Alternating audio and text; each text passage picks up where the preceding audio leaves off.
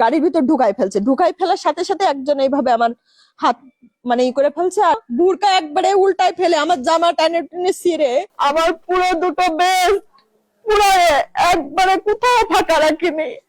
আমার লজ্জা স্থান পুরো কাটিয়েছে একবারে, মানে একদম বিড়ির আগুন দিয়ে পুড়াইছে, একদম ক্ষত ক্ষত সব প্রত্যেকটা জায়গায় ক্ষত ক্ষত, প্লাস ভিতরে ওনাকে ছিঁড়েও দিয়েছে। পারিবারিক অশান্তির কারণে স্বামী নাজমুল খন্দকারের সাথে ডিভোর্স হয় এই তরুণীর। ডিভোর্সের পর একাই থাকতেন তিনি। এরই মাঝে তার বাড়ি থেকে বেশ কিছু আসবাবপত্র এবং মালামাল নিয়ে যায় তার প্রাক্তন স্বামী নাজমুল খন্দকার। বিষয়টি নিয়ে থানায় অভিযোগ দায়ের করলে সেখানে মীমাংসার চেষ্টা করেন শিউলি নামের এই তরুণী। ডিভোর্স হওয়ার পরে 3 তারিখে ও আমার বাসায় এসে অনেক কিছু ডাকাতি করার মতনই নিয়ে গেছে, অনেকগুলো মালামাল নিয়ে যায়। আমি একটা অভিযোগ করি, থানায় অভিযোগ করার পরে থানায় প্রথম দিন আসে একবারে অস্বীকার যায়, দ্বিতীয় দিন আসে স্বীকার যায় বা মাপ চাই বা আমাকে 2 লাখ টাকার একটা দেয় যে 2 লাখ টাকা দিচ্ছি, মামলা করে না আমাদের মাফ করে দাও। কোনো সমাধান না পেয়ে বাড়িতে চলে আসেন তিনি। এরপর শনিবার সন্ধ্যা 6:30টার দিকে বাসা থেকে বেরিয়ে গিলাবাড়ি এলাকায় ভোজনবাড়ি রেস্টুরেন্টে কফি খেতে যান। কফি খাওয়া শেষ করে এর কিছুক্ষণ পর বাসায় ফিরতে রিকশার জন্য রাস্তায় দাঁড়িয়েছিলেন তিনি। বাসায় যাওয়ার পরে আমি হচ্ছে গিয়ে 6:30টার পরে বাসা থেকে বের হয়ে আমি যাই হচ্ছে গিয়ে আপনার রিক্সায় সোজা চলে গেছি ভোজনবাড়ি হচ্ছে গিয়ে ক্যাফে, ওখানে যাই আমি হালকা কিছু খাই, একটা কফি খাই, পরে আমি ওখান থেকে রাস্তার পাড়ে এসে দাঁড়াই, এইভাবে অন্ধকারই ছিল। এই তরুণী তখন কল্পনা করতে পারেনি সামনে তার জন্য কি অপেক্ষা করছে। ভুক্তভোগী এই নারী বলেন, গাড়ির জন্য অপেক্ষা করার সময় সেখানে হঠাৎ করে একটি গাড়ি এসে থামে। গাড়ি থেকে দুজন নেমে তার দুহাত ধরে গাড়িতে তুলে ফেলে। গাড়িতে তুলেই তার দুহাত পেছনে বেঁধে ফেলা হয়, সাথে বেঁধে ফেলা হয় তার চোখ ও মুখ। দেখ করে আমার পাশ ঘেঁষে এসে একটা গাড়ি থামলো, গাড়ি থামলে ওই গাড়ি থেকে গাড়ির গেট খুলে সাথে সাথে দুইজন আমার দুই সাইডে ধরে এইভাবে আমার গাড়ির ভিতর ঢুকাই ফেলার সাথে সাথে একজন এইভাবে আমার হাত মানে ই করে ফেলছে, আর একজন আমার মাথা সহকারে এইভাবে পেঁচাইছে।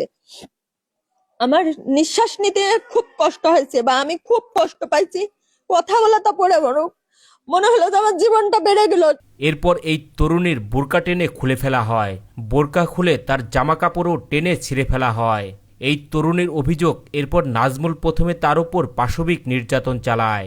নাজমুলের নির্যাতন চালানো শেষ হলে এরপর একে একে তার উপর হামলে পড়েন গাড়িতে থাকা মানুষরূপী জানোয়ারগুলো। এই কষ্টের ভিতর ওরা আমার বুরকা পড়েছিল, বুরকা একবারে উল্টায় ফেলে আমার জামা টানে টেনে ছিঁড়ে সেগে আমি কণ্ঠ পাইছি নাজমুলের, ও আমার সাথে মানে মিলামিশা করার পরে মানে 1 ঘন্টার ভিতরে ওরা মিলামেশা করার। ঘটনার এখানেই শেষ নয়, একে একে সবাই পাশবিক নির্যাতন চালানোর পর এরপর সিগারেটের আগুন দিয়ে এই তরুণীর সমস্ত বুক পুড়িয়ে দেওয়া হয়।